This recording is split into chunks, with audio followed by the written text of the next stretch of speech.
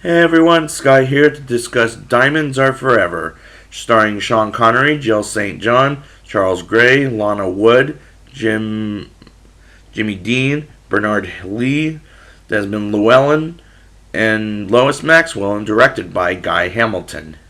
Let's just get straight into this because, again, I'm kind of a newbie on these movies. James Bond, returned by Sean Connery, tries to find Blofeld after he killed his wife and does eventually find him. And James kills his guard and Blofeld himself. And I was good with it after On Her Majesty's Secret Service ended. I dug this opening. James Bond is angry in this movie, and Sean Connery shows he's angry to be back as this character. Because after he refused to be in the movie last time, and it looked like he didn't want to be there at all. James arrives in Italy and goes up to the place of Tiffany Case when she gets dressed. His mission is to get some diamonds to Los Angeles, which is an interesting plot for a spy movie as he's disguised as Peter Franks and fights the real Peter Franks, and the action scene is a good sequence for the early 1970s. Then James gets his gadgets with Felix Leiter and goes in a limousine and goes to Nevada at a church, and Nevada looks fine in this movie. Tiffany, while in the casino, waits for 2 hours for diamonds, and James, the casino looks nice. It's just, I'm not buying that sequence. James kills a woman named Plenty, and he wants her, and he warns her she's next. And that was not as interesting as cutting off a driver and blocking traffic was a funny scene in a odd kind of way. James gets the factory of Mr. Willard White, or Dr. Willard White, whatever the hell his name is, and steals that he can see, and gets out, and the sheriff's department goes after him while on the way to see Felix with Tiffany. Then that's when this movie begins to become an action movie cliche. Like driving the car on its side, it just became ridiculously stupid.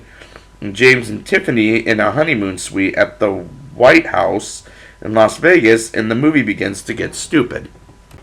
James finds Blofeld alive and cloned after he killed them in the first scene, and kills the clone and puts gas on James in the elevator and drops him in the middle of nowhere and almost kills James by setting up a trap in the construction and gets out. And my problem is James Bond never gets killed by anything or anyone, so there was no suspense there. James Bond getting beat up by women and he fights back didn't make me very comfortable in this movie. Blofeld captures Tiffany, while James is investigating Mr. White, as he didn't know Blofeld was planning on destroying the world in space, which we have seen before by Mr. White's company. And how in the world does he know that? Which I'm not buying all this, and it reminded me of Austin Powers Will Do years later. The movie begins to lose me.